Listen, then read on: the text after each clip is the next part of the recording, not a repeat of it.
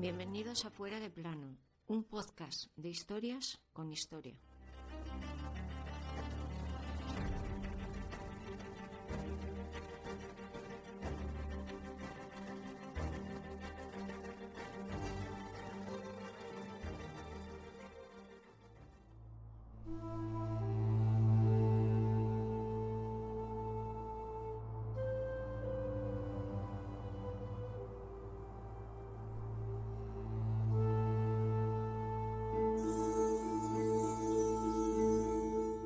Aquel 23 de agosto de 1305, un hombre era ejecutado por traicionar a un rey al que nunca juró lealtad. Ese rey era Eduardo I de Inglaterra. Ese hombre era Sir William Wallace. Hoy te traemos su historia. Más allá, mencionaban la fama de Braveheart.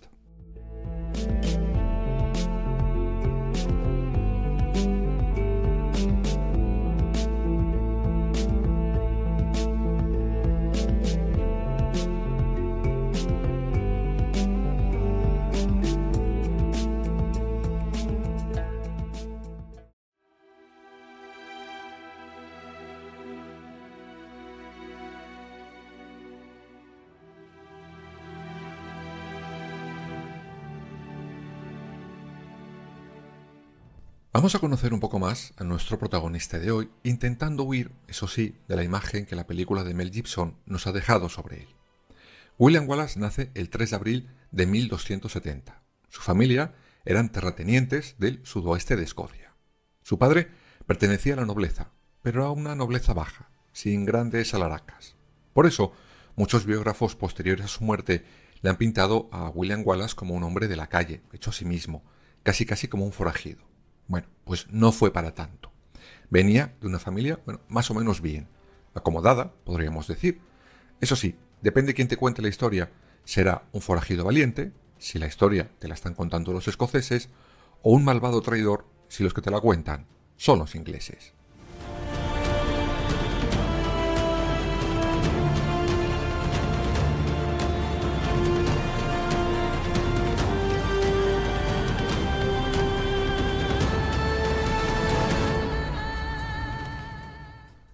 En fin, lo que más nos interesa y donde todo empieza a cambiar es a la muerte del rey escocés Alejandro III en el año 1286, después de que su caballo y él se cayeran por un barranco. Bueno, pues a rey muerto, reina puesta. Y es que la única heredera que había era una niña de solo 3 años, Margarita. Pero había un pequeñito problema, que no estaba en Escocia, sino en Noruega. Allí estaba cuidando a su padre, que se había casado con la hija del rey escocés. Su madre había muerto poco antes, igual que sus otros hermanos. Por esa razón, solo quedaba Margarita para ponerse la corona de Escocia. Pero claro, como tantas otras veces hemos visto, con 3 años, con mantenerte de pie, ya tienes más que suficiente. Si a esto sumamos que te encuentras un poquito lejos, pues la regencia era, evidentemente, la única solución.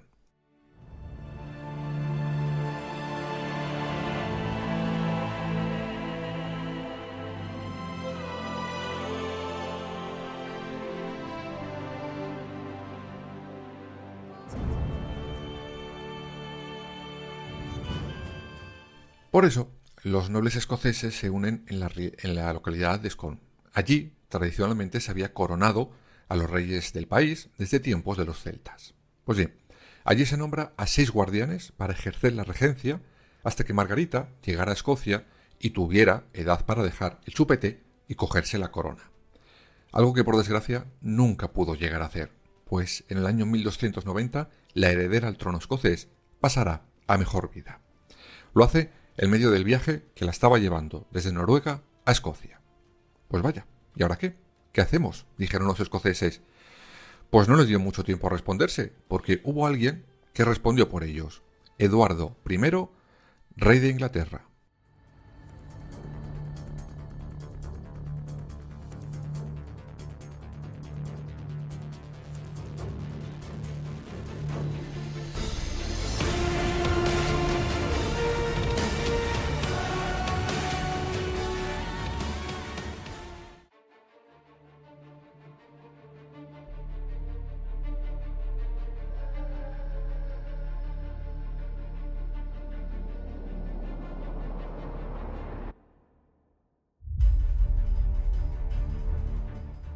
El caso, y en honor a la verdad, es que Eduardo I fue muy hábil. Primero, había logrado que su hijo de 5 años se prometiera a la doncella de Noruega, es decir, a Margarita. Pero, con su futura nuera muerta, decide, meter mano en los asuntos escoceses, y lo hace a través de varios nobles de la zona que rendían vasallaje al rey inglés. Además, aprovecha que varios nobles escoceses están a tortas entre ellos para ver quién reinaba, para ofrecerse desinteresadamente como mediador, y con esas coloca como rey a uno de sus amiguitos, John Balliol, que de inmediato juró obediencia a Eduardo I de Inglaterra.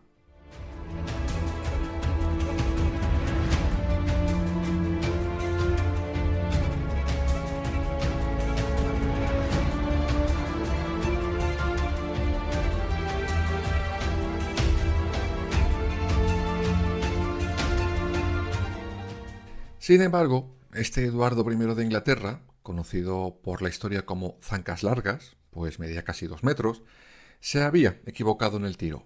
Creyó que colocando a Balliol como rey sería, pues un títere suyo, sobre todo que arrastraría a Escocia a sus frecuentes guerrillas contra Francia, en especial con una muy importante, la conocida como Guerra de los 100 años, que ya sabéis que duró 116. Pero no, Eduardo se equivocó. Los escoceses, de hecho, pasaron de él y se unieron a Francia. Esto, claro está, atacó los nervios del rey inglés, que mandó una expedición para castigar a Escocia en el año 1296 y capturó al rey escocés. Se le llevó preso a Londres, pero además se llevó otra cosa, que era todo un símbolo patrio de Escocia, la piedra del destino.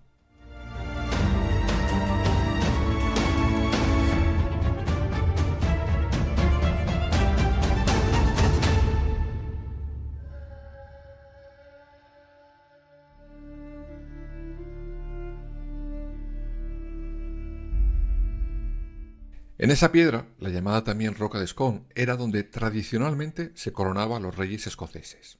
Además, Eduardo I envía a sus tropas a ocupar Escocia y a someter al país. Enviará a una serie de funcionarios ingleses para gobernarlo. Logrará que más de 2.000 notables escoceses le juren lealtad. Y será, ya por fin, en este momento, cuando uno de ellos, nuestro protagonista de hoy, salta a escena. William Wallace le dice al rey inglés que él no le va a jurar fidelidad.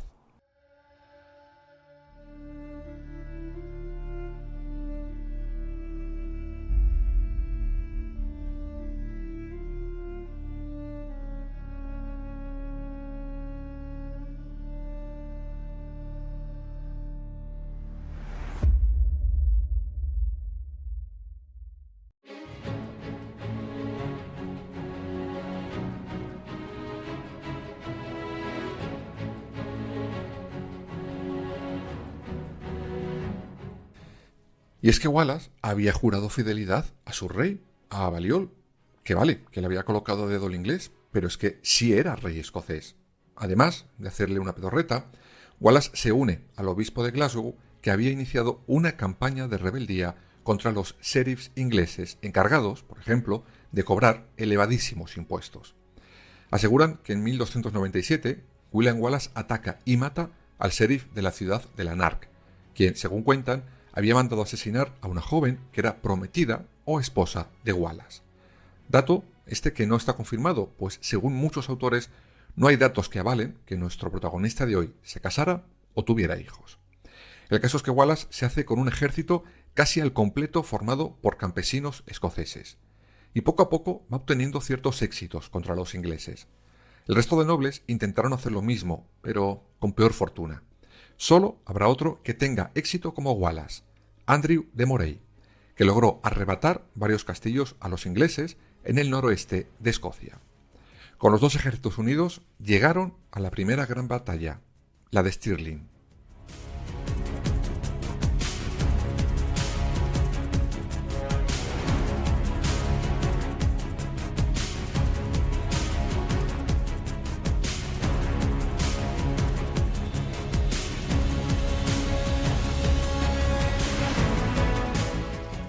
En esa batalla, los hombres de Wallace y de Moray pillaron por sorpresa a los ingleses mientras cruzaban un puente sobre el río.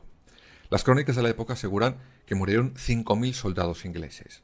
De las bajas escocesas no dicen ni mu, la verdad, excepto la del propio Andrew de Moray, que falleció durante esa batalla. De quien sí se da pelos y señales, por cierto, es de un tal Hugo de Cressingham. Era un tesorero perteneciente a la iglesia que iba guiando a los ingleses en su avance. Pues bien, los escoceses le capturan cuando éste intenta huir a caballo, le arrancan la piel a tiras y se la reparten. Tras esta batalla, William Wallace inicia una campaña de saqueo por el norte de Inglaterra. Cuando regresa a Escocia, será nombrado caballero y único guardián de Escocia. Con esto, Wallace llegó a gobernar una parte bastante grande del país. Sin embargo, llegamos ahora a una batalla que supuso el inicio del fin, la batalla de Falkirk.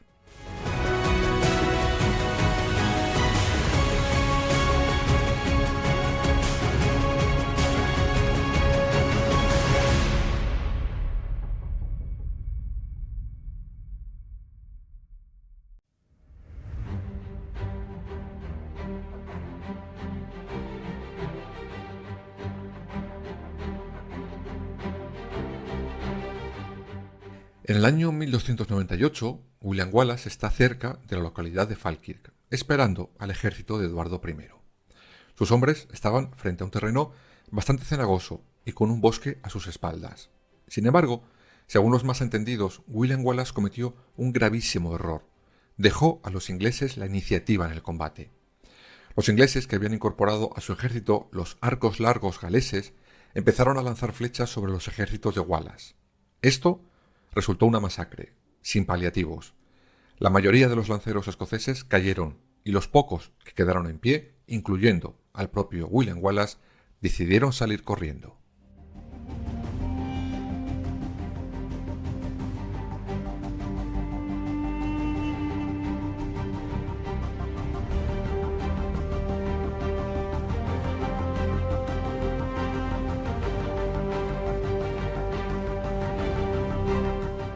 Después de aquel desastre de la batalla de Falkirk, la mayoría de nobles escoceses volvieron a jurar su amor eterno por Eduardo I.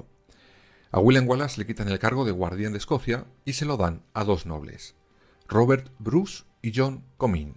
Por su parte, Wallace seguía haciendo guerrillas, pero con poco o nulo éxito. Incluso hará una tournée por otros países como Francia, Noruega o Italia, pero con ningún éxito. Con la negativa de ayuda regresa a Escocia y decide seguir luchando con sus propios medios. Y sí, algún éxito consigue, pero muy pocos, y con escasa importancia. Pero las cosas se iban a poner aún peor para William Wallace.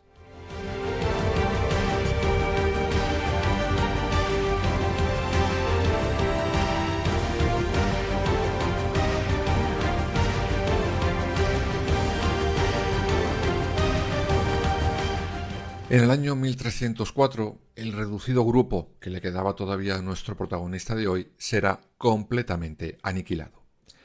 Él quedó como un simple fugitivo. Al año siguiente, decide entrevistarse en secreto con Robert Bruce, uno de los nuevos guardianes de Escocia que os mencionaba antes. Sin embargo, un caballero enviado por el rey inglés le delató, y en ese momento, William Wallace será arrestado.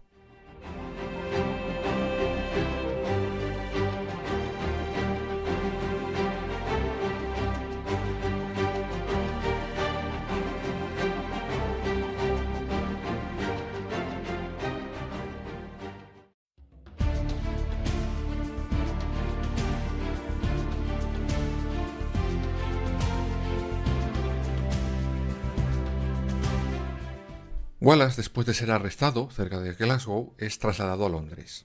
En Westminster, el tribunal lo acusa de traición y bandidaje. Le someten a algo parecido a un juicio. Y digo algo parecido porque durante el proceso a Wallace no se le permitió en ningún momento abrir la boca. Solo cuando escuchaba la palabra traidor, Wallace se revolvía y lo negaba, pues él había jurado lealtad al verdadero rey escocés, a Balliol. ¿Y a qué no adivináis la sentencia de ese juicio? Pues sí, culpable de todos los cargos.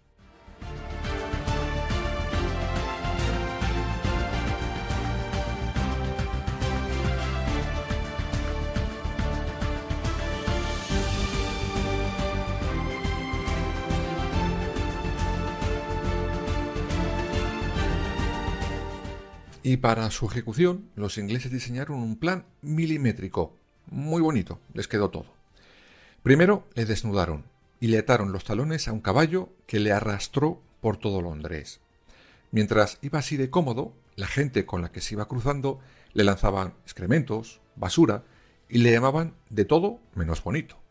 Eso sí, para evitar que muriera por el desgarro de la piel, le ponen en una manta de piel de buey. Después le ahorcan por ladrón y traidor. Pero solo lo justito. Cuando estaba a punto de morir, cortaron la cuerda porque la fiesta no había terminado.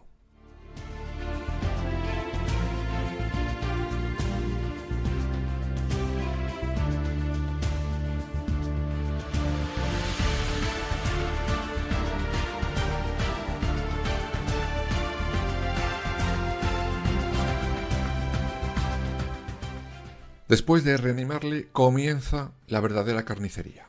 Aviso que puede ser un poco delicado para oídos sensibles. Primero, el verdugo lo emasculó, es decir, le cortan el pene y los testículos. Después le sacan los intestinos y los quemaron delante de él. Después le arrancan el corazón, que se lo enseñan a los allí presentes. Como remate, y para que no quedara nada sano, le cortan la cabeza y dividen el resto del cuerpo en 4 partes. Todo fue expuesto en diferentes zonas para que se viera el poder del rey y lo que les podía pasar a todo aquel que decidiera ir contra él. La cabeza quedó ensartada en un poste del puente de Londres. Una parte del cuerpo se envió a Newcastle, pues esta zona la había saqueado Wallace en 1297. Las otras 3 partes fueron enviadas a 3 ciudades de Escocia: Berwick, Perth y Stirling.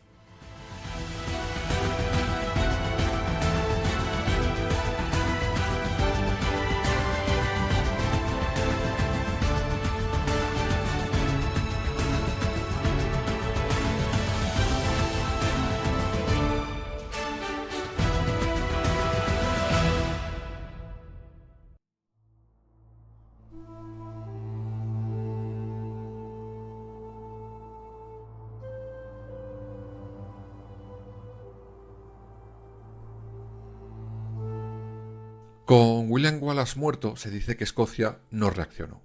No hubo ni medio levantamiento.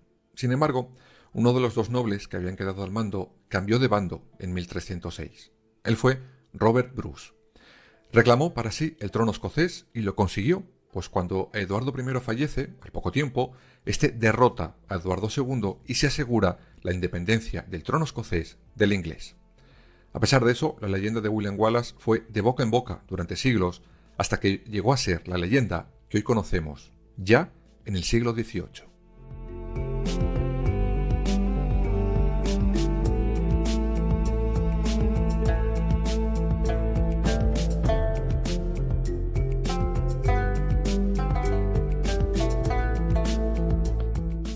Como hemos visto, la leyenda real de William Wallace supera a la película de 1995. Ni luchaba con la cara pintada de azul como si fuera un pitufo escocés, ni su muerte fue tan romántica como la que Mel Gibson grabó. Una vez más, habéis comprobado que la realidad supera, y con creces, a la ficción.